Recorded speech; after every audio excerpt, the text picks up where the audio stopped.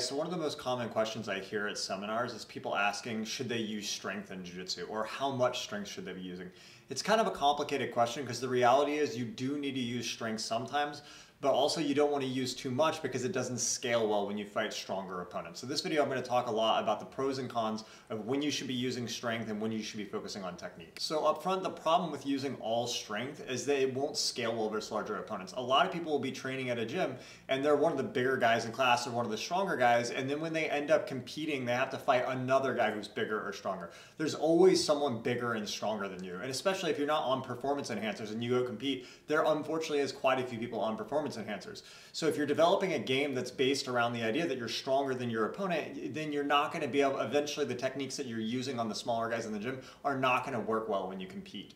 Another issue with using too much strength is that it's really taxing and tiring. You have to imagine that when you're fighting, you may end up in a full 10-minute match, or if you're doing sub only, it may be even longer. So when you're doing things that you can get away with that only last for like a minute or two, or like in a short moment in a round in the gym, that's okay. But when you're competing at a high level, you have to go 10 minutes. So these things that don't seem like a big deal when you can take rests between rounds, when you have adrenaline in tournament, will end up sapping all of your energy and make you gas out. On the other end of that, one of the most common mistakes I hear people say is that you shouldn't use strength, or you need to be very analytical, and that certainly is true. You need to be analytical, but there's also a negative or dark side to being analytical, and this is probably more of an issue for a lot of people than the overuse of strength, is that people overanalyze. And of course, I'm very analytical when I do jiu-jitsu, but what I mean by overanalyze is people, while they're rolling, they're trying to understand everything. They're trying to analyze everything.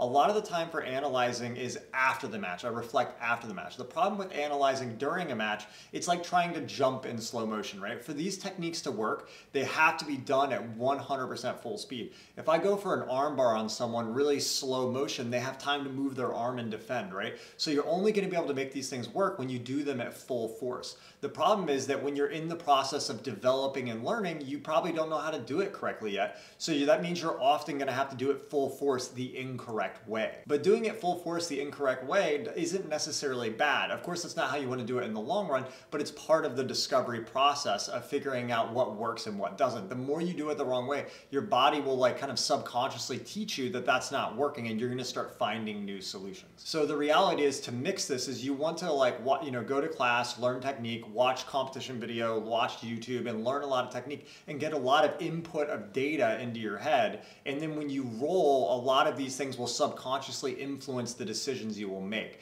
So if you're in your head while you're rolling and you're thinking like, okay, what should I do to, as soon as you're thinking, you're stifled and you're not going to be able to act. So you just need to act. And you change your subconscious actions by watching a lot of content, studying a lot, reflecting after your rolls. After you roll, or like at the end of class, you want to take time to sit with notes, or at least think about it and think about the things that went well, the things that went bad. A lot of these things will change your subconscious so that the next time you roll, you're able to take action immediately without thinking. One of the other major ways to change your subconscious patterns so you don't have to think when you roll is using specific sparring. So let's say that there's a specific situation, like you're trying to finish the triangle choke and the guy turns his head a certain way.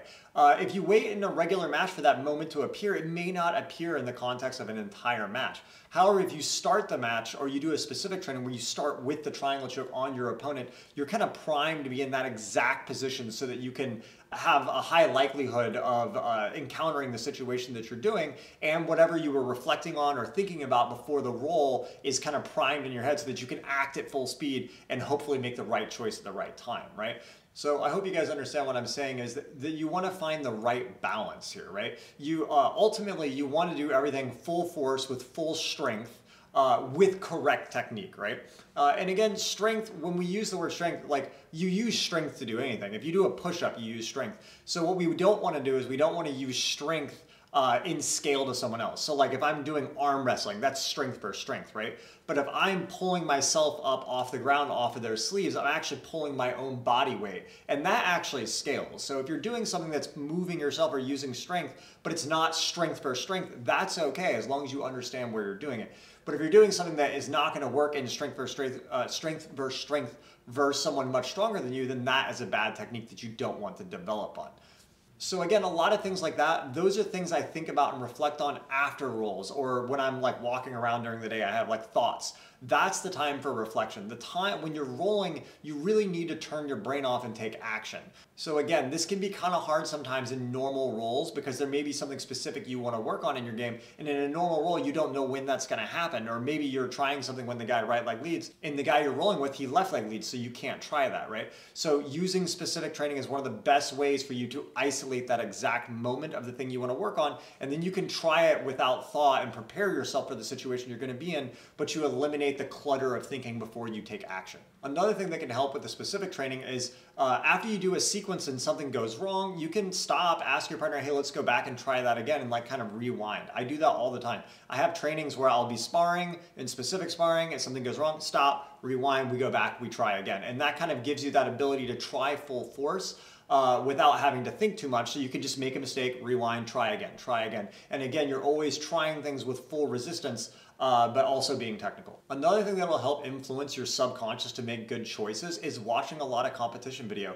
Of course, when you study competition video, you're gonna learn a lot that you can explain or that you can analyze, but even outside of what you can explain and analyze, there's a lot of subconscious learning. There's a lot of patterns that you'll pick up. I know this sounds really strange, but if you watch a competitor enough, a lot of times you'll even pick up some of their mannerisms, right? It's kind of something, it's like monkey see, monkey do. So there's a lot of things outside of what you technically understand that you will pick up on when you watch a competitor do something. And again, that's gonna influence your subconscious so that when you're rolling, you'll actually be able to make the right movement choices. So again, always be trying to be technical and try to be efficient, but also don't be trying to overcompensate with strength.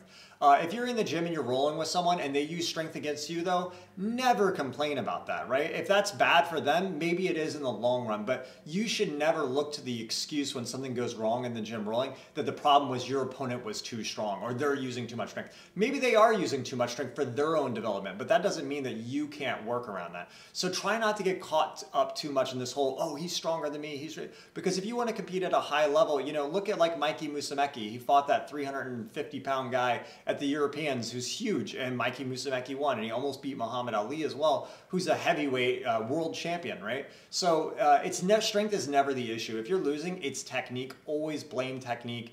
And again, have a good balance. Remember, you have to do things with full force, you have to use strength, but also reflect after your rolls and before your rolls, thinking about ways that you can do things more efficiently. If you guys like the format of this video or you have other questions, please comment and let me know so I have other ideas for these kind of conceptual videos. I'm going to be doing these along with the mat videos and also the match breakdowns. All right, guys, really appreciate it.